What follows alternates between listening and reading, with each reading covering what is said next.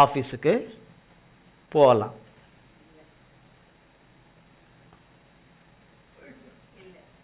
போகலாம். இல்லை ஒரு கல்யாண வீட்டுக்கு போகணும். ஒரு கல்யாண வீட்டுக்கு போகணும். ஒரு நைட்டி போட்டுக்கிட்டு போகலாமா? போவோமா? போக மாட்டோம். எந்தெந்த இடத்துக்கு போகணுமோ அதுக்கு தக்கபடி நமக்கு என்ன கிருபையும் தகுதியும் இருக்கோ அதுக்கு தக்கபடி போவோம். அதுக்கு என்ன ஆயத்தத்தை நம்ம செய்துட்டு புறப்பட்டு ஓடுமோ போவோம்.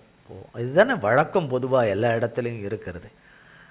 வேதம் சொல்லுகிறது, காலையிலே கர்த்தாவே காலையிலே என் சத்தத்தை கேட்டருளுவீர், காலையிலே உமக்கு நேராக வந்து. யாருக்கு நேராக வந்து? உமக்கு நேராக வந்து ஆயத்தமாகி, அப்படின்னா ரெடியாகி. என்னாயி? ரெடியாகி. ரெடியாகி.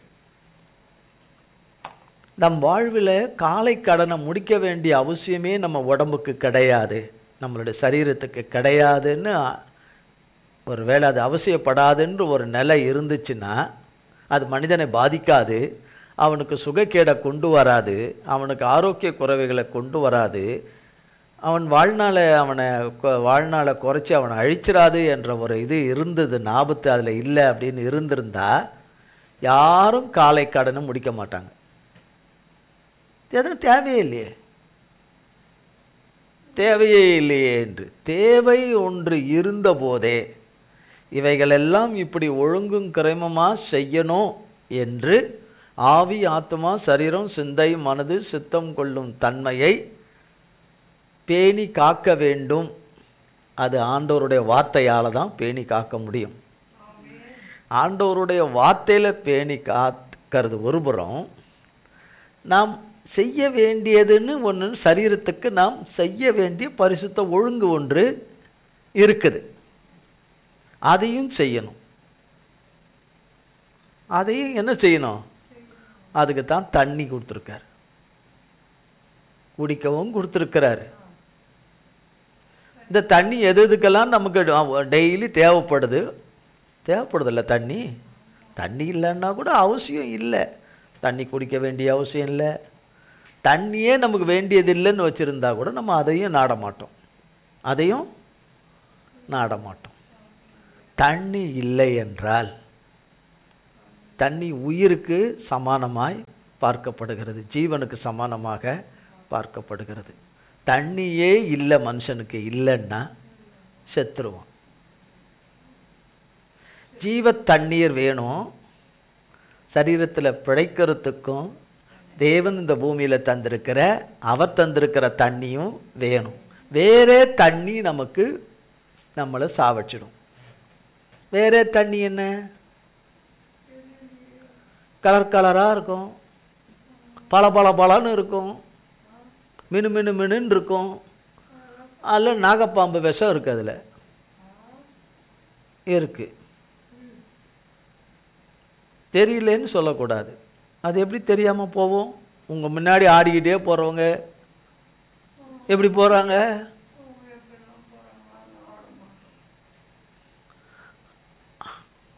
ஆடாதவங்களை பற்றி பிரச்சனை இல்லை, ஆடுறவங்களுக்கு தானே பிரச்சனை. அவங்க பலன்னு உள்ளதை எடுத்துக்கிட்டு ஆடுறாங்க, சாத்தான் பலன்னு காட்டுறத எண்ணி ஆடுறாங்க. சாத்தான், உன் தேவன் உனக்கு இன்னும் செய்யலை பத்தியா, உன் மேலே அன்பாய் இல்லை பத்தியா, உன் மேலே அவர் இரக்கமே இல்லை பத்தியா, உன் மேலே அவருக்கு என்று சொல்லி உனக்கு அவர் செய்யலை பத்தியா, உனக்கு அவர் செய்யலை பத்தியா, உனக்கு அவர் செய்யலை பத்தியா, உன் ஜபத்தை அவர் கேட்கல பார்த்தியா, இது கூட தெரியலையா, உன் விண்ணப்பத்தை அவர் கேட்கல அது தெரியலையா, உன் மன்றாட்டை அவர் கேட்கல தெரியலையா, உன் அழுகை அவர்கிட்ட போல அது தெரியுமா? முதல்ல அவர் உன் கண்ணீரை அவர் துரத்தியில் வாங்கலை, உன் கணக்கில் வைக்கலை. முதல்ல உன்னை அவர் நேசிக்கவே இல்லை, அது தெரியலையா உனக்கு? அவர் உன்னை கண்டுக்கவே இல்லை, உன் மேலே அவர் நினைவெல்லாம் கிடையாது, அவர் உன்னை எப்பயோ மறந்துட்டாரு. நீ ஏன் கூக்குரலிடுவானே, கூப்பிட்டுட்டு கொண்டு கதறிட்டு கிடப்பானே. முடிஞ்சு போன உன் வாழ்க்கையை அவர் தூக்கி எடுப்பாருன்னு நீ ஏன் கூப்பிடுவானே. கூப்பிட்டு நீ இவ்வளோ கூப்பிட்டதுக்கு அவர் இறங்கி இருக்கணுமே. இறங்கலைன்னா நீ சரிப்படாத ஒரு பாத்திரம். நீ அவர் கரத்தினால இனி பயன்பட போவாத ஒரு பாத்திரம். இனி அவர் கரத்தினால பயன்பட போவது கிடையாது. அவர் உன்னை எடுத்து பயன்படுத்த போவது கிடையாது. பேசாமல் உயிரை விட்டுட்டு போயிடு என்று சொல்லுகிறவனால தள்ளாடுகிறவர்கள், தள்ளாடினா கூட பரவாயில்ல, விழுந்து அப்படியே கிடக்கிறவர்கள், பலபலன்னு என்று இருக்கிறவர்கள், இரவிலே பலபல என்று இருக்கிற நாகப்பாம்பு விஷத்தை சாப்பிட்டுட்டு குடிச்சிட்டு, அந்த தண்ணியை குடிச்சிட்டு காலையில் தெளிவாயிடுறாங்க.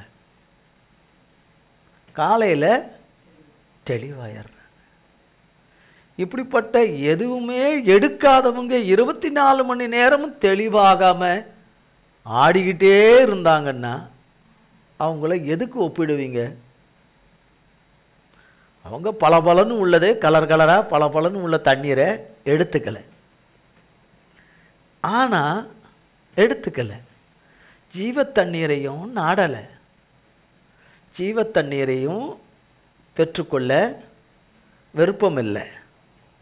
சொல்வது ஜீவ தண்ணீர், சொல்வது ஜீவ தொட்டி. ஆனால் ஜீவ தொட்டிக்கு வருவதில்லை. ஜீவ தொட்டியில் இருக்கிற ஜீவ தண்ணீர் ஆகிய இயேசு கிறிஸ்துவின் இரத்தத்தை, தகப்பனுடைய தண்ணீரை பருகுவதில்லை. சொல்வது ஜீவ தண்ணீர், சொல்வது ஜீவ அப்பம், சொல்வது ஜீவ தொட்டி. ஆனால் நிற்பது வேறொரு இடம். சிந்தையிலும் மனதிலும் எண்ணத்திலும்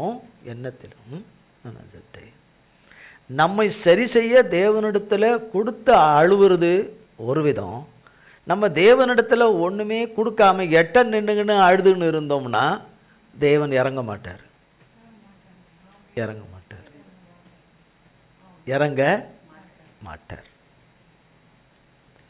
அப்போ காலையிலே என்று சொல்லப்படுது. ஆயத்தமாகி நான் உமக்கு காத்திருப்பேன் என்று சொல்றாருங்க. தாவீது ராஜா சொல்றாரு, நான் ஆயத்தமாகி. அவர் ஒரு கம்பெனியில் செக்யூரிட்டியாக வேலை செய்கிறாரு. இந்த தாவீது ராஜா என்பவர் ஒரு ஆஃபீஸில் செக்யூரிட்டியாக வேலை செய்கிறார். ஆமான்றீங்க பாருங்க, செக்யூரிட்டியாக வேலை செய்கிறார். அவர் யார்? அவரை தேவன் ஒரு நோக்கத்துக்காக அழைத்து தெரிந்து கொண்டார். அவர் வாழ்வில் நடக்கிற காரியங்கள்லாம் பேசலாம். இன்றைக்குரிய சத்தியத்துக்குரிய இதில் விட்டு கொஞ்சம் வேற ஒரு சத்தியத்துக்குள்ளே போயிடுவோம். அவரை தேவன் ராஜாவாக, யூதாவிலே இஸ்ரவேலிலே ராஜாவாக தேவன் அவரை தெரிந்து கொண்டார். தன்னுடைய தீர்க்கதரிசியை அனுப்பினார், சாமுவேலை அனுப்பினார், அபிஷேகம் பண்ணார். தார தப்பட்டம் மேலே வாத்தியங்கள் எல்லாம் அவங்க குடும்பத்தார் எல்லாரும் வாசித்து, கடைசி மகனை கத்த தெரிந்து கொண்டார் என்று தார தப்பட்டையா எல்லாம் வாசித்து வெடியெல்லாம் வெடிச்சு அன்னைக்கு அவரை ராஜாவா சீட்டில் உட்கார வச்சாங்க.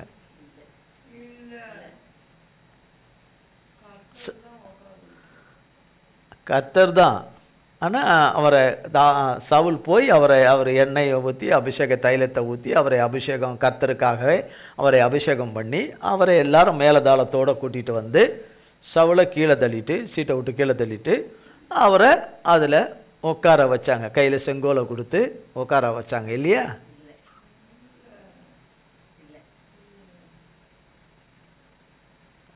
அவரை தெரிந்து கொண்ட நாளில் இருந்து அதுக்கப்புறம் எவ்வளவோ நடந்தது. உடனே ராஜா இல்லை. அவரை தெரிந்து கொள்ளும் போது தாவீதுக்கு 15 வயசோ 13 வயதோ எனக்கு தெரியாது. ஆனால் அவர் ராஜாவாகும்போது 30 வயது. அப்போ கிட்டத்தட்ட ஒரு 15வது வயசில் கர்த்தர் அவரை எண்ணெய் ஊற்றி அபிஷேகம் பண்ணியிருந்தா இடையில எத்தனை வருஷம் இருந்திருக்கு? ஒரு 15 வருஷம் இருந்திருக்குது. 13 பண்ணியிருந்தா 17 வருடம். ஆக குறைஞ்சது ஒரு 15 வருடமாவது இடைவெளி இருக்குது.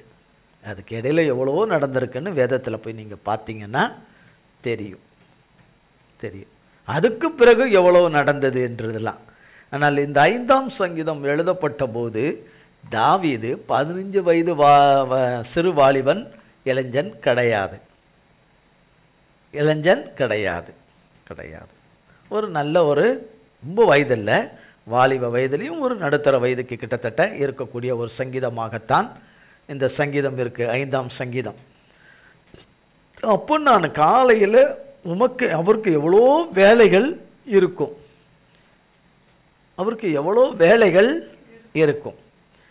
அவருடைய குடும்ப பிரச்சனை, ஒரு ராஜாங்கத்தின் பிரச்சனை, அவருடைய காரியங்கள், இவ்வளவு பாரங்கள், அவ்வளவு பிரச்சனைகள் மத்தியில் அவர் காலையில் கர்த்தரிடத்தில் வராரு. இந்த நிலைக்கு இன்னைக்கு வரைக்கும் நான் நிர்மூலமாகாமல் இருக்கிறது ஆண்டவருடைய சுத்த கிருபை. ஏன் கேட்க மனதில்லை?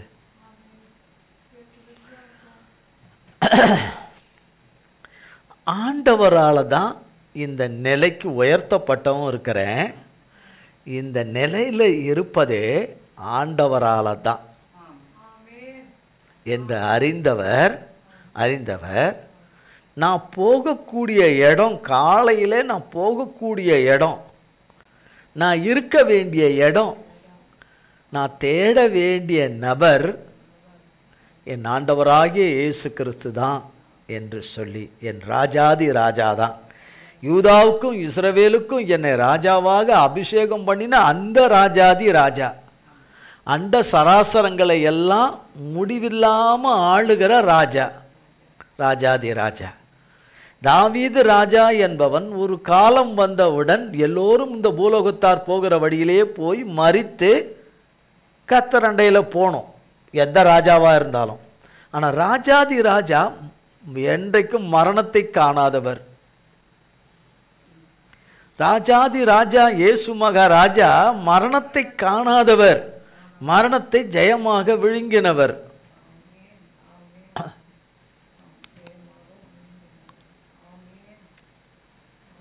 நான் கேட்கிற காரியத்தை, அடியேனாகிய நான் கேட்க போற காரியத்தை செவி கொடுத்து கேட்கிறவர், எவ்வளவு நேரமானாலும் செவி கொடுத்து கேட்கிறவர் ஒருத்தர் இருக்கிறாரு, அவர் தான் இயேசு மகாராஜா.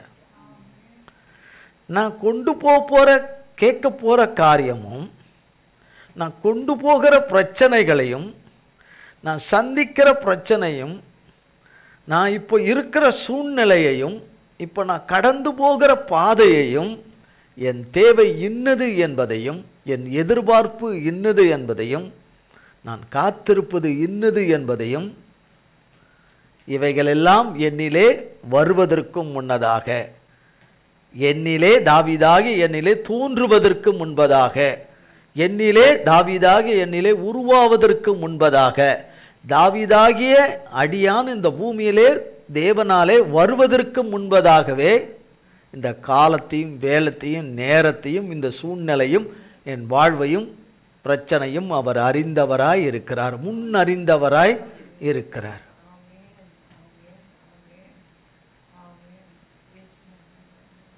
முன் அறிந்தவராய் இருக்கிறார்.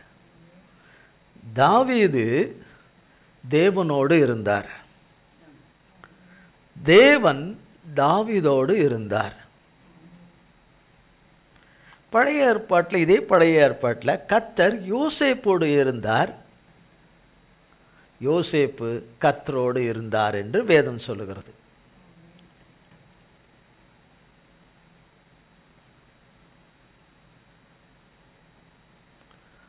யோசேப்பு யாக்கோப்புக்கும் ராகேலுக்கும் பிறப்பதற்கு முன்பதாக தேவனோடு இருந்தார். யாக்கோப்புக்கும் ராகேலுக்கும் அவருடைய தகப்பன் தாய்க்கு பிறக்கிறதுக்கும் முன்னாடியும் தேவனோடு இருந்தார். தேவன் அவரோடு இருந்தார். ஆமேன். ஏன் ஆமேன் வரமாட்டேங்குது? யோசேப்பு அவருடைய தகப்பன் தாய் யாக்கோபு, வேதத்தில் போட்டிருக்கிற யாக்கோபு. ராகேல் என்பது அவருடைய தாய். அவர்கள் வயிற்றிலே அவர் உருவாவதற்கு முன்பதாகவே, இந்த உலகத்துக்கு வர்றதுக்கு முன்பதாகவே தேவன் யோசேப்போடு இருந்தார். யோசேப்பு தேவனோடு இருந்தார் என்றது ஏன் ஆமேன்னு சொல்ல முடியலன்னா, தேவனிடத்திலிருந்து தானே வந்தார் அவர். அப்போ அதுக்கு முன்னாடி எங்கே தான் இருந்திருக்கணும்? நம்மளும் உண்டாவது இந்த பூமிக்கு வரத்துக்கு முன்னாடி யார்கிட்ட தான் இருந்திருப்போம்? கர்த்தர்கிட்ட தான் இருந்திருப்போம். அந்தந்த காலத்தில் இன்னாருக்கு வந்து பிறக்கணும்னு அனுப்பி வைக்கிறாரு. அப்போ அதுக்கு முன்னாடி எங்கே தான் இருந்தோம்? ரிட்டர்ன் போகும்போது தான் அவர்கிட்ட போகிறோமா, அவர் இல்லாத இடத்துக்கு போகிறோமான்றது இந்த பூமியில் வாழ்ந்து முடிக்கிறத பொறுத்து இருக்குது. புரியுதா? அங்கிருந்து புறப்பட்டு வரும்போது தகப்பனோடு இருந்தோம், தகப்பன் நம்மோடு இருந்தார், அவரோடவே இருந்தோம். அவரை அனுப்பி வச்சார் இந்த உலகத்தில். ஏதோ ஒரு பணி காரியம் நோக்கம் இல்லாமல் இந்த உலகத்துக்கு வெத்து வேட்டா அனுப்புறதில்ல, அனுப்புகிறாரு. அனுப்புன தகப்பன் வீட்டுக்கே திரும்ப போகிறோமா, தகப்பன் வீட்டுக்கே எந்த காலத்துக்கும் போகவே முடியாத ஒருத்தன் பேச்சை கேட்டு தகப்பன் வீட்டுக்கு போகாம, தகப்பன் வீட்டுக்கு எந்த காலகட்டத்துக்கும் போகவே முடியாத ஒருத்தனோட கூட போக போறோமா? போகணும்னு விரும்புகிறோம். அதில் நிலைச்சாதானே போவோம். அவர் சொன்னவைகளிலே நிலைத்தாதானே போவோம். இஸ்ரவேலுக்கும் யூதாவுக்கும் ராஜாவா இருக்கிறேன் தேவனால. தாவீதாகி நான் ராஜாவா இருக்கிறேன். நான் ராஜாவா இருக்கிறதுனால எல்லா பிரச்சனையையும் தாவீது தீர்த்திட முடியாது. தாவீதுக்குரிய பிரச்சனையையும் தேவன்தான் தீர்க்கணும். ராஜாங்கத்தில் இருக்கிற பிரச்சனையையும் தேவன்தான் தீர்க்கணும். தாவீதாகி நான் எதிர்கொள்கிற சகலவற்றையும் எனக்கு ஜெயமாக்கி தர ஆண்டவராகிய இயேசு கிறிஸ்துவால் மட்டும்தான் முடியும். தாவீதாகிய நான் பார்க்குறேன், எதுவுமே மாறாத மாதிரி இருக்கு. எந்த சூழ்நிலை இருக்கிற சூழ்நிலை ஒன்று கூட மாறுற மாதிரியே தெரியல. ஒன்றும் இல்லை. எந்த மனுஷனும் தேவனுக்கு உகந்தவன் இல்லை, தாவீது உள்பட உகந்தவன் இல்லை. நம்பிக்கைக்குரியவனும் நம்பிக்கைக்குரியவளும் இல்லை இல்லை. தேவன் ஒருவர் மட்டும்தான் நம்பிக்கைக்குரியவர், நாம் நம்பிக்கை வைக்கக்கூடிய தகுதி உடையவர், நம்ப தகுந்தவர். அவர் ஒருத்தர் தான். ஆடுகளுக்கு பின்னே இருந்த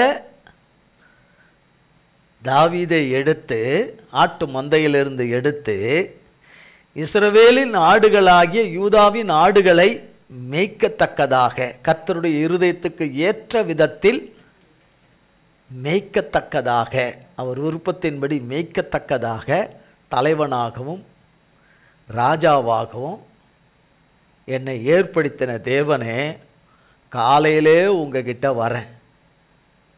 எங்க வரேன்? காலையிலே நம்ம எந்திரிக்கும் போது என்ன நிலையில் வரோன்றது அவருக்கு நல்லா தெரியும். கொஞ்ச நேரத்துக்கு முன்னாடி சொன்னார் இல்லையா, காலையில் ஆயத்தமாகினா அவர் எல்லாமே காலையிலே காலை கடன்களெல்லாம் முடிச்சு குளிச்சு ரெடியாகி வந்துடுறார் விடிய காலமே. எவ்வளோ வேலை இருக்கும் அப்போ சொல்லலாம் அவர் தாவீது.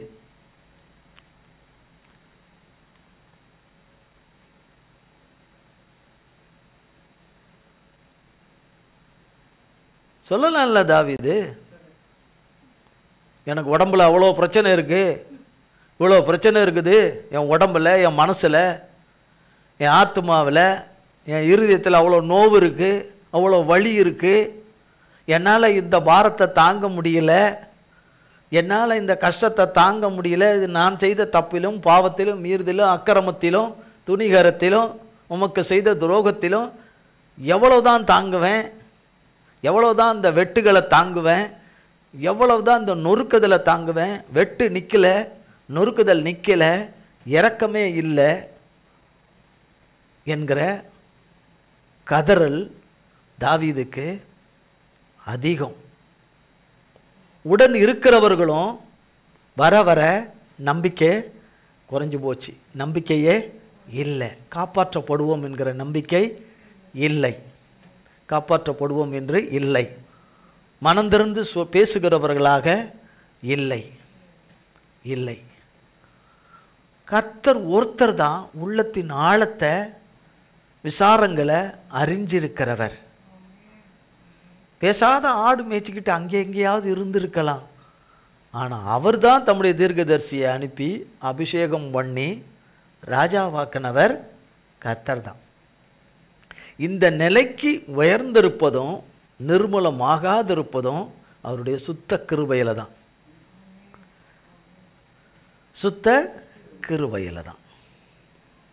அதனால் நான் வர வேண்டியது உங்ககிட்ட தான், நான் வர வேண்டியது உங்ககிட்ட தான், உங்ககிட்ட தான்.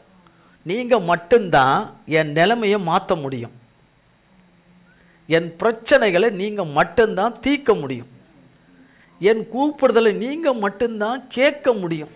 கேட்பீங்க, கேட்குற தேவன் நீங்கள் தான், கேட்குற ஆண்டவர் நீங்கள் தான், கேட்குற ராஜா நீங்கள் தான், கேட்குற ராஜா நீங்கள் தான். உங்களால் மட்டும்தான் எல்லாமே செய்ய முடியும். இந்த ராஜாவால் தான், இயேசு மகா ராஜாவால் தான் எல்லாவற்றையும் செய்ய முடியும், எப்பவும் கூட இருக்க முடியும், கூட இருக்க முடியும். என்ன உள்ளானபடி என்ன புரிஞ்சு வச்சிருக்கிறவர் அவர் தான், என்னை விளங்கி கொள்கிறவர் அவர் தான். நான் அவரிடத்துல பேசும்போது இது சரியா தப்பு இல்லையான்றதையும் சரி பார்த்து கொள்கிறவரும் அவர் தான். மனுஷர் அப்படி கிடையவே, மனுஷி அப்படி கிடையவே கிடையாது. தாவீதின் மேல தேவன் வைத்திருக்கிற அன்பில் எந்த மாற்றமும் இல்லை. ஆனால் தாவீது தேவன் பேரில் வைத்திருக்கிற அன்பில் சில மாற்றங்கள் இருக்கு, சில வேரியேஷன் இருக்கு, சில வித்தியாசங்கள் இருக்கு, வித்தியாசங்கள் இருக்கு. ஆனாலும் என் குறைவை பாராதபடி கிருபையா இறங்குகிற தேவனிடத்தில், செவி கொடுக்கிற தேவனிடத்தில், செவி கொடுத்து கேட்டு அதன்படி செய்கிற தேவனிடத்தில் ஆயத்தமாகி வரேன். எனக்கு எவ்வளோ வேலை இருக்கு தெரியுமா, தெரியுமா உனக்கு அப்படின்னு கேட்குறோம். எவ்வளோ வேலை இருக்குன்னு தெரியுமா? காலையிலே வர முடியுமா தேவனிடத்தில்? வேற வேலை இல்லை.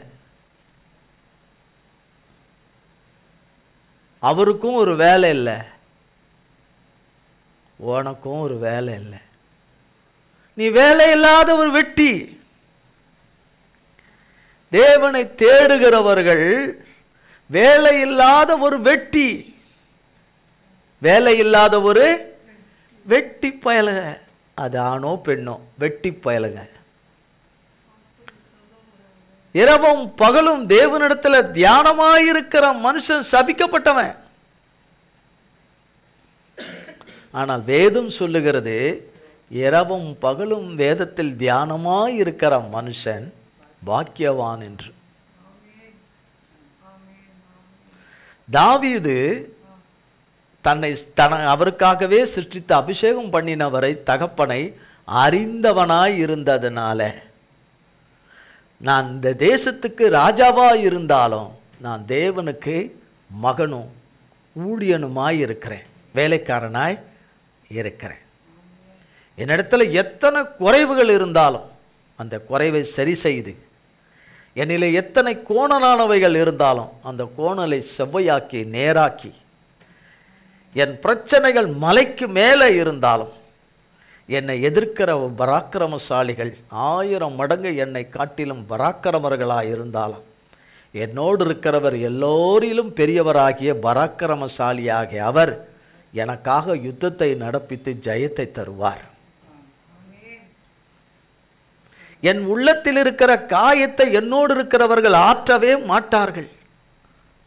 என்னோடு இருக்கிறவர்கள் ஆற்றவே மாட்டார்கள். காயத்தை அதிகமாக்குவார்களே தவிர காயத்தை ஆற்ற மாட்டார்கள். என் தேவையை சந்திக்க மாட்டார்கள். எனக்காக அவர்கள் வைராக்கியமாக களத்தில் இறங்க மாட்டார்கள். எனக்காக யாவையும் செய்து முடிக்கிற என் தகப்பன் கிட்ட போவேன். ஆனால் ஆயத்தமாகி தான் போவேன். உள்ளத்திலும் சரீரத்திலும் ஆயத்தமாகி போவேன். ரெண்டிலுமே சீர்கேடு, ரெண்டிலுமே சீர்கேடு. இப்படி சீர்கேடுகளை வச்சுக்கிட்டு சரி அந்த சீர்கேடுகளோடு இருந்து கத்தரிட்ட போனாலும் சீர்கேடுன்னா புரியணும். உள்ளத்தால் என்னை மன்னிங்க ஆண்டவரே, என் தப்பிதம், என் மீறுதல், என் அக்கிரமம் நான் ஒத்துக்கொள்ளுகிறேன். உங்கள் பாதத்தில் நான் சரண்டர் ஆயிடுறேன். உங்கள் பாதத்தில் நான் இன்னாரால தான் இந்த கஷ்டத்தை அனுபவிக்கிறேன், அன்னாரால தான் இந்த கஷ்டத்தை அனுபவிக்கிறேன், இன்னாரால தான் நான் நோவாக இருக்கிறேன், இன்னாரால தான் நான் பணத்தை கஷ்டத்தை அனுபவிக்கிறேன், இன்னாரால தான் நான் கடன் ஆகிட்டேன், இன்னாரால தான் அவங்க பிரச்சனையை சந்திக்கிறாங்க, என்னால் என்று அவரவர் தேவனிடத்தில் என் பாவம், என் அக்கிரமும், என் மீறுதல், என் கீழ்ப்படியாமேன்னு போகணும். அதான் உள்ளத்தால் ஆயத்தமாகி அறிக்கை செய்து ஆயத்தமாகி போகணும். அதுக்கப்புறம் சரீரத்தில் தண்ணி எடுத்து ஊற்றணும்.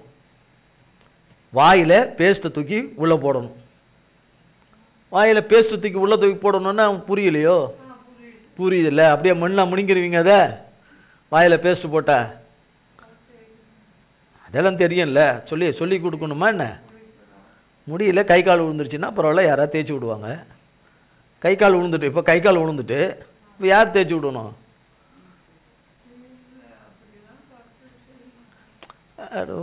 செய்வாருன்றதுக்காக சொல்கிறாரு. கை கால் விழுந்துட்டு யார் செய்வா? எல்லாமே நல்லா இருந்து உள்ளான மனுஷனுக்குள்ளே கை கால் விழுந்த நிலைமையில் நம்ம இருக்கிறது போல இருந்தால் என்ன வேலை நடக்கும்? ஒரு வேலையும் நடக்காது. ஆவிக்கும் சாப்பாடு கிடைக்காது, சரீரத்துக்கும் கிடைக்காது. ஆவி ஆத்மா எல்லாத்துக்கும். அப்போ எல்லாவற்றையும் நமக்கு படியளக்கிற எஜமா, நமக்கு ப்ரொவைடர், சப்ளை செய்கிறவர்.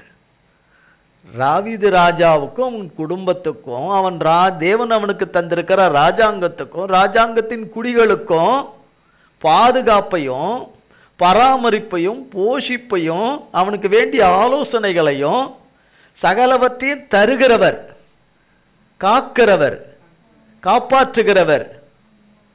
அவர்கிட்ட தான் வந்து நிற்கிறார். காலையிலே யார்கிட்ட வந்து நிற்கிறாரு? அவர்கிட்ட தான் வந்து நிற்கிறாரு. அவர் தான் காலையில் மூச்சை கொடுத்தாரு. படுத்து தூங்கிட்டோம், முழிப்போன்னு என்ன நிச்சயம்? படுத்து அயர்ந்து தூங்கிட்டோம், முழிச்சோன்னு எப்படி நமக்கு தெரியும்? படுத்து நல்லா தூங்கிட்டோம்.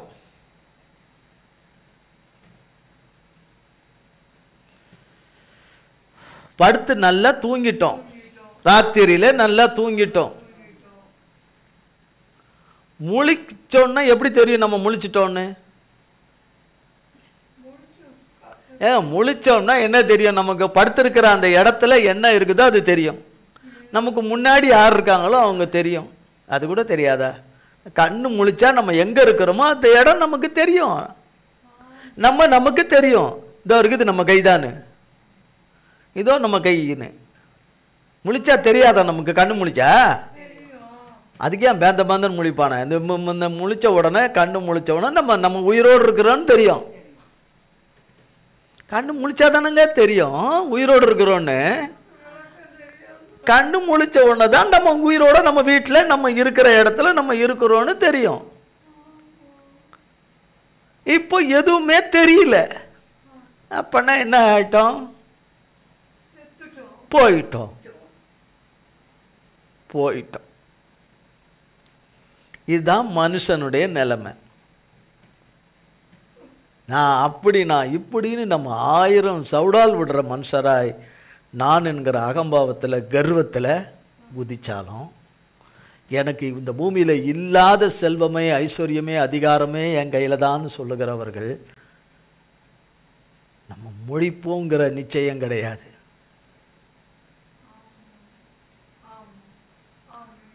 அப்போ நம்மளை முழிக்க வைக்கிறாரு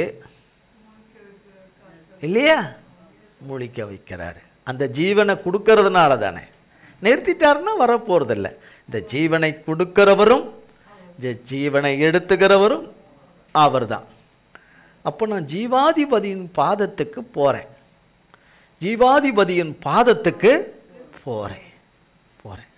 அவரால் முடியாதது எதுவுமே இல்லை. அவர் ஒருத்தர் தான் வார்த்தையில் உண்மை உள்ளவர். அவர் தான் தன்னுடைய வார்த்தையில் பிசங்காமல் செய்கிறவர், நேர்த்தியாக செய்கிறவர். யுத்தத்தில் கூட வந்து யுத்தத்தை நடத்தி யுத்தத்தில் அவரால் தான் ஜெயத்தை கொடுக்கிறவர். இந்த தாவீது இம்மட்டும் இருப்பதும் அவரால், இனிமேலும் இருப்பது அவரால் என்ற மனபாவத்தை உடைய தாவீது வந்து பேசுகிறாரு. பாருங்க, ஆயத்தமாகி காத்திருப்பேன்னா அவர் என்ன சொல்ல வராருன்றத கேட்கணும். முதல்ல இவர் பேசுவார், பிறகு தேவன் பேசுவார். இது அவருடைய அனுதின வழக்கம்.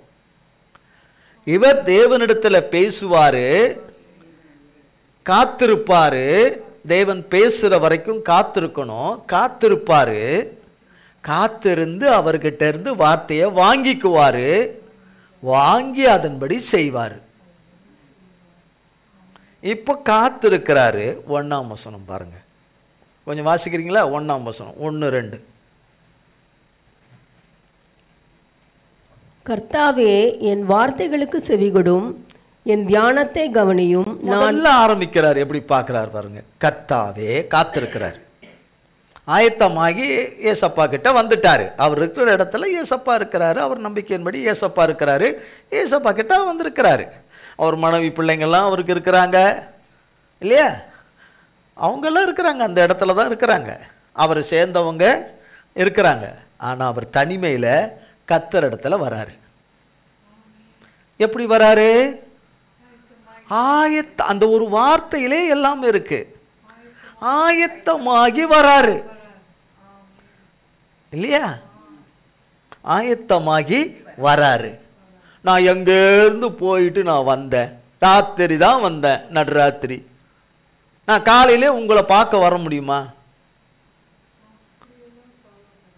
விடிய காலம்தான் வந்தேன். உடனே நான் வர முடியுமா உங்ககிட்ட? சொல்றோம், நம்ம சொல்றோம் வந்து வர முடியுமா? நைட்டு 2 மணிக்கு தான் டியூட்டியை முடிச்சுட்டு வந்தேன். உங்க காரியத்துக்காக நான் ஆயத்தமாவேனா? எப்படி ஆயத்தமாக முடியும்? உங்களுக்காக நான் வந்து உங்களை ஆராதிக்க, உங்களை நான் சேவிக்க கொள்றதுக்கெல்லாம் நான் எப்படி தயாராக முடியும்? முடியாது. ராத்திரி வரைக்கும் எனக்கு வேலை,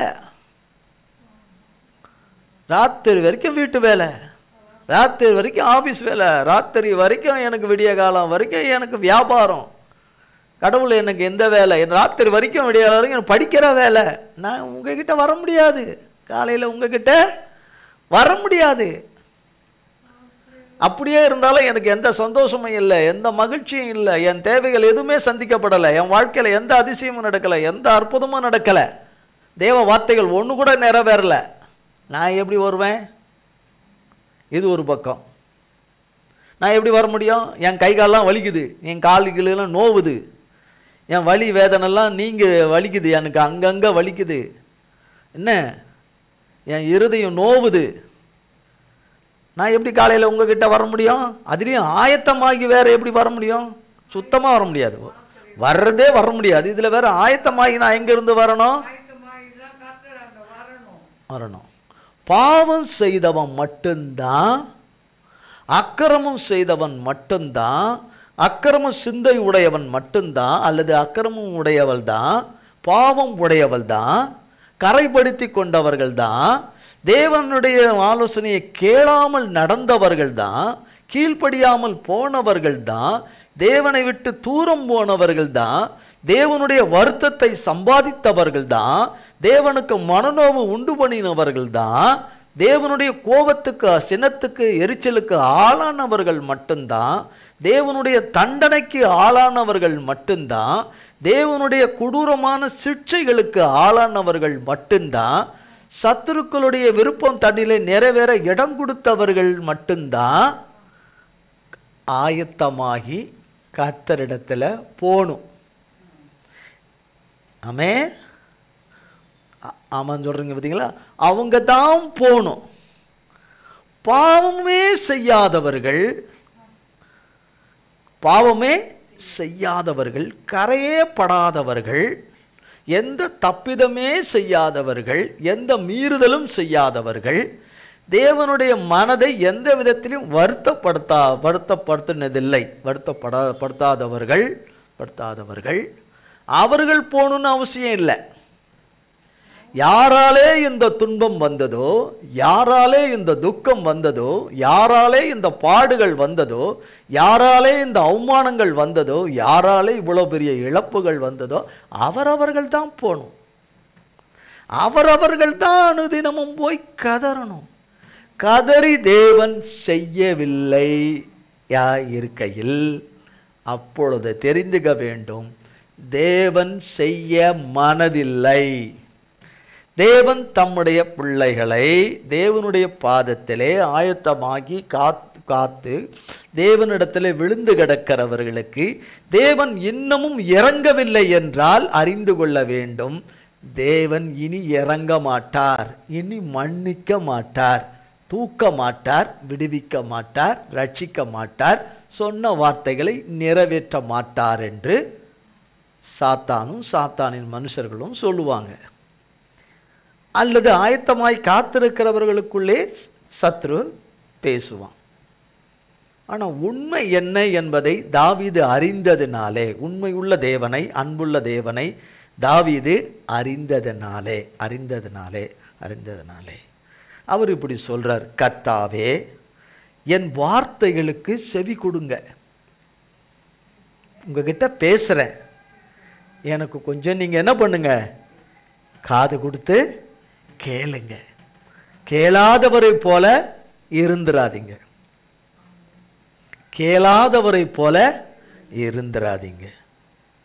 என் தியானத்தை கவனிங்க, கேளுங்க, கவனிங்க, செவி கொடுங்க. செவி கொடுங்க, பேசுறதுக்கு செவி. சொல்லுங்க, கேட்குதுன்னு நம்ம யாராவது ஏதோ ஒன்றில் ஒரு மனம் எண்ணெல்லாம் வேற இதில் இருக்கும், சொல்லுங்க காதில் கேட்குதுன்னு சொல்லிட்டு இருப்போம். ஆனால் கேட்க மாட்டோம். மனுஷராகிய நம்ம கேட்க மாட்டோம், கேட்க மனசு இருக்காது. ஆனால் தேவனே, நீங்கள் எனக்கு என்ன பண்ணுங்க, செவி கொடுங்க, என் தியானத்தை என்ன செய்யுங்க, கவனிங்க. மெடிடேஷனில் அது வேற இது வேற. கவனிங்க. 2ஆம் வசனம் வாசிங்க. நான் உம்மிடத்தில் விண்ணப்பம் பண்ணுவேன், என் ராஜாவே, என் தேவனே, என் வேண்டுதலின் சத்தத்தை கேட்டருளும். திரும்ப சொல்றாரு பாருங்க, நான் உம்மிடத்தில் ஒரு விண்ணப்பம் வைக்கிறேன், ஒரு ஆப்ளிகேஷன் உம்மிடத்தில் என்ன செய்கிறேன், வைக்கிறேன், விண்ணப்பம் பண்ணுகிறேன். என் ராஜாவே, இஸ்ரவேலுக்கு யூதாவுக்கு நீர் என்னை ராஜாவா நியமித்தாலும் என்னை நியமித்தவரும் சர்வத்தை ஆளுகிற ராஜா நீங்க தான். நான் எதுக்கு உங்ககிட்ட வந்திருக்கிறனுடைய காரணமும் உங்களுக்கு தெரியும், அந்த காரணத்தின் நோக்கம் உங்களுக்கு தெரியும். என் தேவை என்ன என்பதை உம்மிடத்தில் கேட்க வந்திருக்கிற தேவைகள் முன்னரே உங்களுக்கு அது தெரியும். ராஜாவாகிய தாவீது, உம்மால் ராஜாவாக இருக்கிற தாவீதால இதை தீர்த்து வைக்க முடியாது, நீங்கள் மட்டும்தான் தீர்த்து வைக்க முடியும் என்கிற எண்ணத்தில் தான் அப்படி சொல்கிறார்.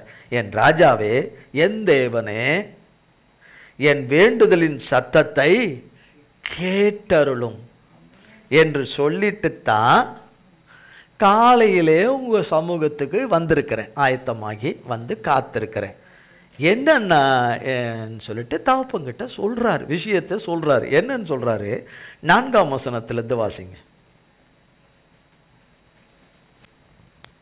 நீர் துன்மார்க்கத்தில் பிரியப்படுகிற தேவன் அல்ல, தீமை உம்மிடத்தில் சேர்வதில்லை. வீம்புக்காரர் உம்முடைய கண்களுக்கு முன்பாக நிலை நிற்க மாட்டார்கள். அக்கிரமக்காரர் யாவரையும் வெறுக்கிறீர். பொய் பேசுகிறவர்களை அழிப்பீர். இரத்த பிரியனையும் சூதுள்ள மனுஷனையும் கர்த்தர் அருவருக்கிறார். நானோ உமது மிகுந்த கிருபையினாலே உமது ஆலயத்துக்குள் பிரவேசித்து உமது பரிசுத்த சந்நிதிக்கு நேரே பயபக்தியுடன் பணிந்து கொள்ளுவேன். கர்த்தாவே, என் சத்துருக்களின் நிமித்தம் என்னை உம்முடைய நீதியிலே நடத்தி எனக்கு முன்பாக உம்முடைய வழியை செவ்வைப்படுத்தும். அவர்கள் வாயில் உண்மை இல்லை, அவர்கள் உள்ளம் கேடுபாடுள்ளது. அவர்கள் தொண்டை திறக்கப்பட்ட பிரேத குழி, தங்கள் நாவினால் இச்சகம் பேசுகிறார்கள். தேவனே அவர்களை குற்றவாளிகளாக தீரும். அவர்கள் தங்கள் ஆலோசனைகளாலேயே விழும்படி செய்யும். அவர்கள் துரோகங்களினுடைய திரட்சி நிமித்தம் அவர்களை தள்ளிவிடும். உமக்கு விரோதமாய் கலகம் பண்ணினார்களே, உம்மை நம்புகிறவர்கள் யாவரும் சந்தோஷித்து எந்நாளும் கெம்பீரிப்பார்களாக. நீர் அவர்களை காப்பாற்றுவீர். உம்முடைய நாமத்தை நேசிக்கிறவர்கள் உம்மில் களிகூறுவார்களாக. கர்த்தாவே, நீர் நீதிமானை ஆசீர்வதித்து காருண்யம் என்னும் கேடகத்தினால் அவனை சூழ்ந்து கொள்ளுவீர். பாருங்க, இப்போ அவர் கர்த்தர்கிட்ட சொல்றாரு என்ன? 4ஆம் வசனத்தில், நீர் துன்மார்க்கத்தில் பிரியப்படுகிற தேவனே அல்ல, தீமை உம்மிடத்தில் சேர்வது இல்லை. முதல்ல ஒரு துன்மார்க்கனை குறித்து சொல்றார். நீர் துன்மார்க்கத்தில்னா துன்மார்க்கனை குறித்து ஒன்று. ரெண்டாவது 5ஆம் வசனத்தை வீம்புக்காரர், வீம்பு பண்ணுறவங்க. ஏன் தேவன் செய்யலை? ஏன் தேவன் இன்னும் மன்னிக்கலை? தேவன் ஏன் இன்னும் இரக்கம் பாராட்டல? ஏன் இன்னும் தேவன் கிருபை பாராட்டல? தேவன் ஏன் இன்னும் தயவு பாராட்டல? தேவன் இன்னும் ஏன் ஒத்தாசை பண்ணல? ஏன் தேவன் இன்னும் துணை செய்யலை? தேவன் இன்னும் ஏன் சகாயம் பண்ணல? தேவன் ஏன் இன்னும் யுத்தம் பண்ணல? ஏன் தேவன் இன்னும் வழக்காட வரல? ஏன் தேவன் இன்னும் ஜெயத்தை தரல? ஏன் தேவன் இன்னும் கட்டுகளை அறுக்கலை, இன்னும் கயர்களை அறுக்கலை, நுகங்களை முறிக்கலை, சத்துருக்களை அழிக்கலை, ஆசீர்வாதங்களை தரலை, நன்மையை தரலை, சுகத்தை தரலை, வேலையை தரலை, வருமானத்தை தரலை, அனுதின வருமானத்தை தரலை, அனுதின தேவைகளை சந்திக்கலை, பயத்திலிருந்து நீங்களாக்கி விடுவிக்கலை, பிரச்சனைகளை தீக்கலை, கடன் பிரச்சனைகளை தீக்கலை, வழக்கு பிரச்சனைகளை தீக்கலை, குடும்ப பிரச்சனைகளை தீக்கலை, ஒருவருக்கொருவர் இருக்கிற பிரச்சனைகளை தீக்கலை, ஒருவரை ஒருவர் வாழ வைக்கிறதுக்கு பண்ணலை, எதுவும் செய்யலை, ஒருவரையும் ரட்சிக்கலை, ஒருத்தரிடத்துலையும் மாற்றமும் இல்லை, மாறுதலும் இல்லை, எதுவுமே இல்லை. என்னையா காலையில் ஆயத்தமாயி தேவனிடத்தில் வருஷக்கணக்கில் இருந்து என்ன ஒரு ஆடுகளையும் காணலை, ஒரு ஆத்மாவையும் காணலை, ஒரு அற்புதத்தையும் காணலை, ஒரு அதிசயத்தையும் காணலை. உன்னோடு இருக்கிறவர்களும் உண்மையற்றவர்கள், உன்னோடு கூட பரஸ்பர நல்ல மனதோடு கூட பேசுகிறவர்கள் அல்ல, பரந்த மனப்பான்மை உள்ளவர்கள் அல்ல, தங்கள் உள்ளந்தரியங்களில் இருக்கிற நன்மையானவைகளை பேசுகிறவர்களும் அல்ல, அவர்கள் துரோகிதர்கள். நீயோ இன்னும் புத்தி தெளிவில்லாதவனாய், புத்தி தெளிவற்றவளாய், இன்னும் அவர்களை அறியாதவர்களாய் இருக்கிறாயே. மதிகேடனே, என்றைக்கு நீ கர்த்தர் உனக்கு செய்வார்? மகனே, உனக்கு என்றைக்கு செய்வார்? மகளே, உனக்கு என்றைக்கு செய்வார்? என்றைக்கு செய்வார் என்று காத்திருக்கிறாயே. இன்னும் என்னெல்லாம் இருக்கோ கழுவப்படாதது, நீக்கப்படாதது. அப்படி என்றால் எவ்வளவு நிறைந்திருக்கக்கூடும். தேவனுடைய சினம் பற்றி எரிகிறது என்றால் அது அணையவே மாட்டேங்குது, அந்த கோபம் நீங்கவே மாட்டேங்குது, அந்த மிலாறுகள், அந்த தண்டனைகள் நீங்கவே மாட்டேங்குது என்றால் தேவனுடைய கோபத்தை இந்த உலகத்தில் ஆற்ற யாராலையும் முடியாது. ஏசப்பாவை தவிர வேற யாராலையும் முடியாது, யாராலையும் முடியாது. அப்போ பரிகாரமே இல்லை. அப்போ நோவு தீர்வதற்கான வழியே இல்லை. வேதனைகள், பாடுகள், அவமானங்கள் நீங்குவதற்கான வழியே இல்லாமல் போயிடுச்சு. ஆனால் வழி அவர்தான் சொல்கிற, சத்தியம் அவர்தான் சொல்கிற, ஜீவன் அவர்தான் சொல்கிற. அவர் எல்லாவற்றையும் நொடிப்பொழுதிலே செய்து முடிக்க வல்லமை உள்ளவர், செய்து முடித்து விடுவார் என்று சொல்லுகிற உன் அறிக்கையின்படியும் இல்லை, உன் நம்பிக்கையின்படியும் அல்ல. உன் இடைவிடாமல் உன் தேவனை நம்பிக்கொண்டே இருந்து வேதம் சொல்லுகிறபடி நீ சொல்லுகிறாய். ஆனால் அதன்படியும் இல்லை, அதன்படியும் இல்லை, அதன்படியும் இல்லை. ஆனாலும் தாவீது கர்த்தாவே இப்படி சொல்றாரு. அங்கே காலையில் போய் கர்த்தர்கிட்ட என்ன சொல்றாருன்னு இங்கே எழுதி வச்சிருக்கிறார். தேவன் தாவீதின் இடத்துல சொன்னதை எழுதி வச்சிருக்கிறார். தாவீது தேவன் இடத்துல சொன்னதை, வீம்புக்காரர் உம்முடைய கண்களுக்கு முன்பாக நிலை நிற்க மாட்டார்கள், அக்கிரமக்காரர் யாவரையும் வெறுக்கிறீர். கர்த்தர்கிட்ட சொல்றாரு, அக்கிரமக்காரர் யாவரையும் நீங்க நல்லவே இருக்கக்கூடாது, நீங்க வரவே கூடாது, கஷ்டத்திலிருந்து வெளியவே வரக்கூடாது. தேவ பிள்ளைகள் கஷ்டத்திலிருந்து வெளியவே வரக்கூடாது, நோயிலிருந்து வெளியே வரக்கூடாது, செய்வனை மந்திர சூன்யத்திலிருந்து வெளியே வரக்கூடாது, விக்கிர ஆராதனையிலிருந்து வெளியே வரக்கூடாது, கடன் கஷ்டத்திலிருந்து வெளியே வரவே கூடாது, கட்டுகள் கயிறுகளிலிருந்து விடுதலையாகி வரவே கூடாது. தேவன் உங்கள் வாழ்க்கையிலே சொல்லியிருக்கிற ஆசீர்வாதங்கள் வரக்கூடாது, தேவன் வைத்திருக்கிற நன்மைகள் வரக்கூடாது, நீ நித்திய ஜீவனை சுதந்திரித்துக் கொள்ளிடக்கூடாது, தேவன் உன் மேல மனமகிழ்ச்சியா இருக்கக்கூடாது, உன் பேரில சந்தோஷமா இருக்கக்கூடாது, தேவன் உனக்கு சொன்ன நல்வார்த்தைகள் வாக்குத்தத்தங்கள் உன் வாழ்க்கையில நிறைவேறக்கூடாது என்று சொல்லுகிறவர்கள் அக்கிரமக்காரர்கள். இதுக்கு முன்னாடி இருந்தது வீம்புக்காரர்கள் என்று சொன்னால், ஆமாம் நாங்களும் தேவனை தான் ஆராதிக்கிறோம், தேவனை தான் நம்புகிறோம், தேவனை தான் நாங்கள், ஆனால் அதுக்காக நாங்கள் எப்போ பார்த்தாலும் காலையிலே ஆயத்தமாய் காலையில். இப்போ நம்ம என்ன இன்னைக்கு நம்ம நடக்கிற ஆராதனை எப்போ நடக்குது? 6 மணினா நமக்கு நம்ம கணக்குப்படி சூரிய உதயம் ஆரம்பித்து ஒரு மணி நேரம் 2 மணி நேரம் கழித்து ஆரம்பிக்கிறோம். ஆவறதுக்கு முன்னாடி ஆயத்தமான பிறகுதானே ஆராதனை ஆரம்பிக்குது. ஆயத்தமாகாம எப்படி ஆராதனை ஆரம்பிக்கும்? 5 நிமிஷத்தில் ஆயத்தமாயிட முடியுமா? இதுக்கு சில மணி நேரம் எடுக்குது. எல்லாம் ஆயத்தமாகி அதிகாலை 6 மணிக்கு ஆரம்பிக்குது. தேவையாயா 6 மணி? 9 மணிக்கு இருந்தால் நல்லா இருக்குமே. 10 மணிக்கு என்ன இருக்குது கிழிக்கிறதுக்கு? 9 மணிக்கு 10 மணிக்கு இருக்க வேண்டியதானே, எதுக்கு 6 மணி? ஆனால் அது நல்லது என்று தேவன் கண்டதுனால 6 மணி. நல்லது இல்லைன்று காண்கிறவங்களுக்கு எத்தனை மணியோ நமக்கு தெரியாது, நமக்கு தெரியாது. வீம்புக்காரர்கள் என்று சொன்னால் அப்படித்தான் வீம்பு பண்ணுவோம். தேவன் செய்ய மாட்டார்னு வீம்பு பண்ணுவோம், வம்பு பண்ணுவோம். உன்னாலதான் சொல்லி பழிய போட்டுக்கிட்டே இருப்போம், குத்திக்கிட்டே இருப்போம், கிழிச்சிக்கிட்டே இருப்போம். உன்னோடு வழக்காடுகிறவர் வந்து கிழிக்கிறத நிறுத்திட்டோம். உனக்காக வக்காலத்துட்டு வாங்கிட்டு வர்றவர் தேவன் தானே, அவர் வந்து கிழிக்கிறத நிறுத்திட்டோம். பிச்சு எடுக்கிறத, உயிரோடு பிச்சு எடுக்கிறத நிறுத்திட்டோம். இல்லையே கொடு கொடு கொடு என்று தேவனை நோக்கி கூப்பிட மாட்டோம், உன்னை நோக்கி தான் கூப்பிடுவோம். தேவனை நோக்கி கூப்பிட மாட்டோம். தா தா குடு குடு என்று தேவனை நோக்கி கூப்பிட மாட்டோம், உன்னை நோக்கி தான் கூப்பிடுவோம். தாவீதே உன்னை நோக்கி தான் கூப்பிடுவோம், உன்னை நோக்கி தான் கூப்பிடுவோம் என்று சொல்லுகிறவர்கள் வீம்புக்காரர்கள்.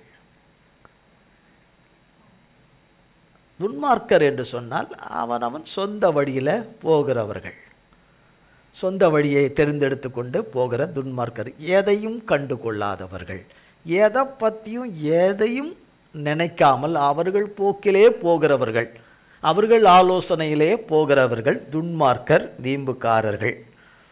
பாருங்க, வீம்புக்காரர் உம்முடைய கண்களுக்கு முன்பாக நிலை நிற்க மாட்டார்கள், அக்கிரமக்காரர் யாவரையும் வெறுக்கிறீர்.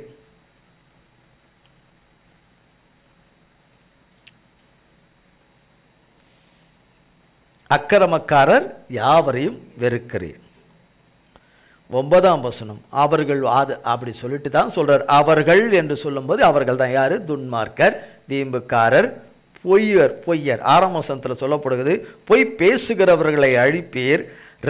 பொய் பேசுகிறதுனா கர்த்தர் செய்ய மாட்டார், கர்த்தர் விடுவிக்க மாட்டார். எவ்வளவு காலம் செய்யாத தேவன், இறங்காத தேவன், இரக்கம் கிருபையும் கருணையும் காருண்யத்தை காட்டாத தேவன், கடின இருதயத்தோடும் கல் நெஞ்சத்தோடும் இருக்கிற தேவன், இனி அவருடைய இருதயம் இளகுமா? அவர் மனது இளகுமா? இறங்காது என்று ஏன் புரியல என்று சொல்லுகிற துன்மார்க்கர், வீம்புக்காரர், பொய்யர் இவர்கள் சொல்லுகிறார்கள். இரவும் பகலும் ஒவ்வொரு நொடியும் சொல்லுகிறார்கள். அதில் இருந்து பார்க்கிறவளுக்கும் பார்க்கிறவனுக்கு தான் தெரியும் அந்த கொடுமை எவ்வளவு பெரிய கொடுமை என்று. 1 மணி நேரம் 1/2 மணி நேரம் வந்துவிட்டு போகிறவர்களுக்கு தெரியாது. 10 நிமிடம் பேசிவிட்டு 5 நிமிடம் உறவாடி விட்டு போகிறவர்களுக்கு, தாவீதோடு உறவாடிட்டு போகிறவர்களுக்கு தெரியாது. என் வேலை, என் கடமை, நான் செஞ்சேன் முடிச்சேன்னு கடந்து போகிறவர்களுக்கு தெரியாது.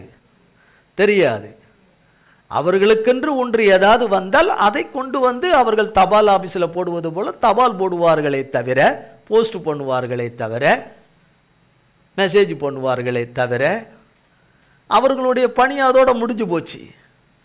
ஆனால் தாவீது, நான் செத்துக்கிட்டு இருக்கிறேனே ஆண்டவரே, நான் கேட்கலையே ராஜாவா வரணும்னு, இஸ்ரவேலுக்கு யூதாவுக்கு ராஜாவா வரணும் என்று நான் கேட்கவே இல்லையே, பூமியில் உள்ள எல்லா செல்வத்தாலும் என்னை நிரப்புங்கன்னு நான் கேட்கவே இல்லையே. ஆனால் பழியோ தாவீதின் பேரிலே இருக்கே, அத்தனையும் தாவீதின் பேரிலே இருக்குதே என்று சொல்லி அப்படி சொல்லிதான் சொல்றார். அவர்கள் வாயில் உண்மை இல்லை, அவர்கள் உள்ளம் கேடுபாடு உள்ளது, அவர்கள் தொண்டை திறக்கப்பட்ட பிரேத குழி, தங்கள் நாவினால் இச்சகம் பேசுகிறார்கள் அப்படின்னு சொல்றார். இவ்வளவும் சொல்றாரு தேவன்கிட்ட. இது எல்லாமே தேவனுக்கு தெரியும். சொல்லிட்டு தான் சொல்றாரு. நானோ, 7ஆம் வசனம் சொல்றார், நானோ உமது மிகுந்த கிருபையினாலே உமது ஆலயத்துக்குள்ள வந்திருக்கிறேன். உம்முடைய ஆலயத்துக்குள்ள பிரவேசித்தினா வந்திருக்கிறேன், உம்முடைய ஆலயத்துக்குள் வந்திருக்கிறேன். வந்து உமது பரிசுத்த சன்னிதானத்துக்கு நேராக பயபக்தியுடன் பணிந்து கொள்ளுகிறேன். உம்மை பணிந்து கொள்கிறேன். இந்த தாவீதின் இடத்துல இருக்கிறது உமக்கு பிரியமில்லாத எல்லாவற்றையும் அகற்றிடுங்க.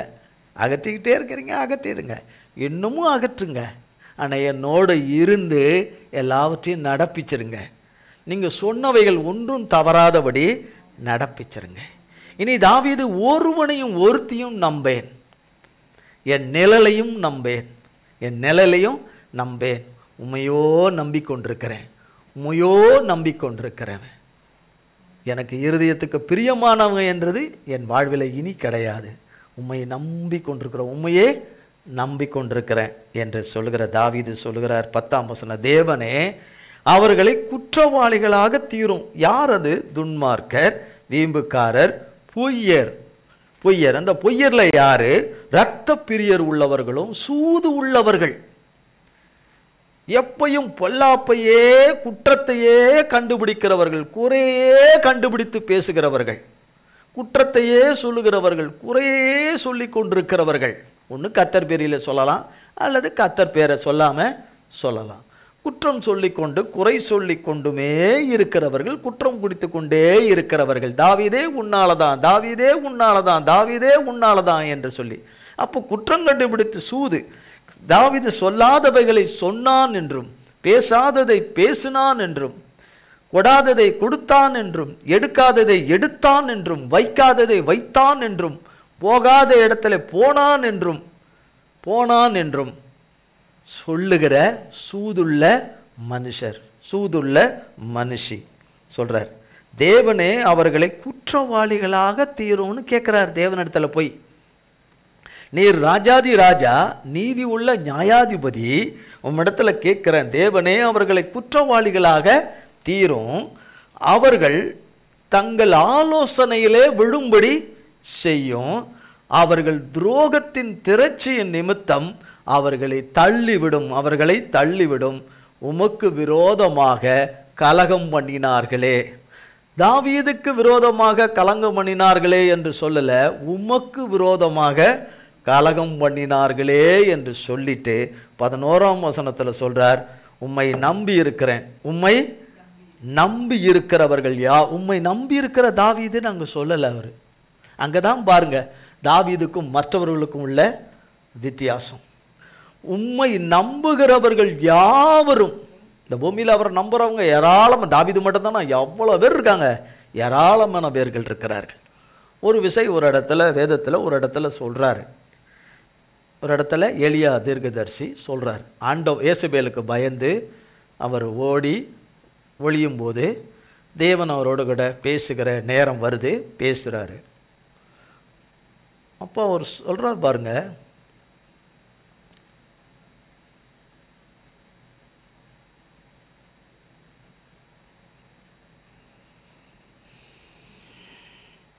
பேசுறார். அப்போ தேவன் அவரோடு கூட பேசுறார். அவரோடு கூட தேவன் பேசும்போது, ஆண்டவரே உமக்கு பயந்து பயபக்தியா இருக்கிறவன் நான் மட்டும்தான் உயிரோட இருக்கிறேன் அப்படின்னு சொல்றாரு எலியா. கர்த்தரால மகா வல்லமையாய் பயன்படுத்தப்பட்ட தீர்க்கதரிசி.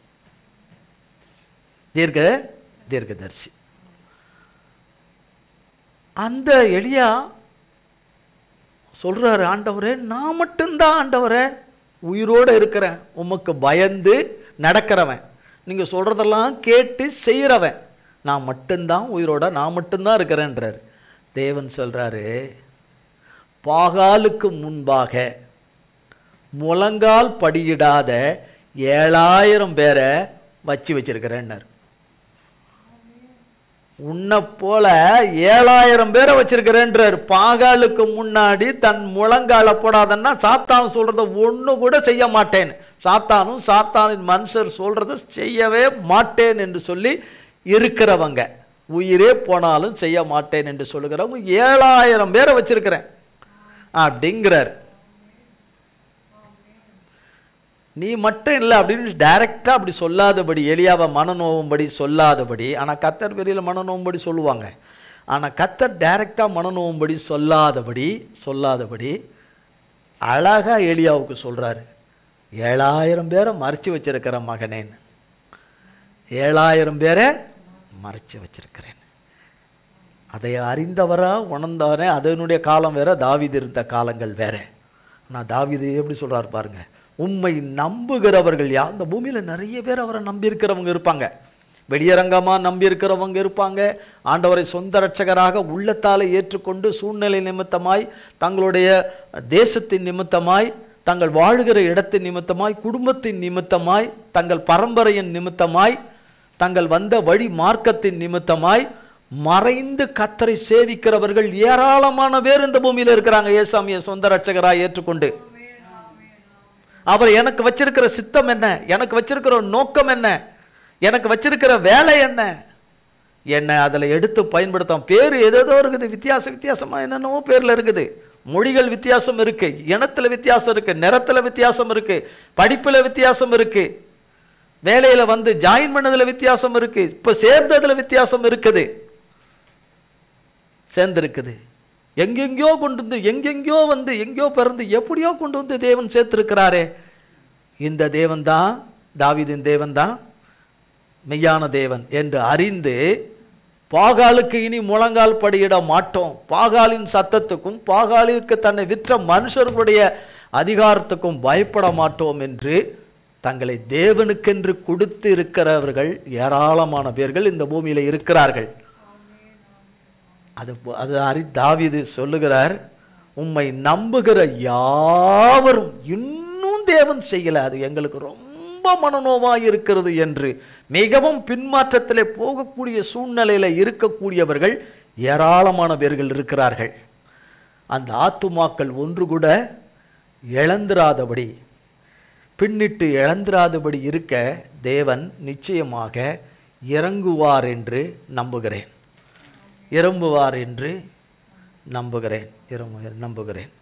உம்மை நம்புகிறவர்கள் யாவரும் சந்தோஷித்து என்னாலும் கெம்பீரிப்பார்களாக. ஒரு காரியத்தை நீர் செய்தீர், ஒரு விக்டரியை கொடுத்தீர், ஒரு தேவையை, மிகப்பெரிய பிரச்சனையை நீக்கினீர், பாதாள குழியிலிருந்து தூக்கி எடுத்துட்டீர் என்றதுனால வர்ற சந்தோஷம் அல்ல, என்னாலும் சந்தோஷித்து கெம்பீரிப்பார்களாக. அது நீங்க மட்டும்தான் ஏசப்பா செய்ய முடியும்.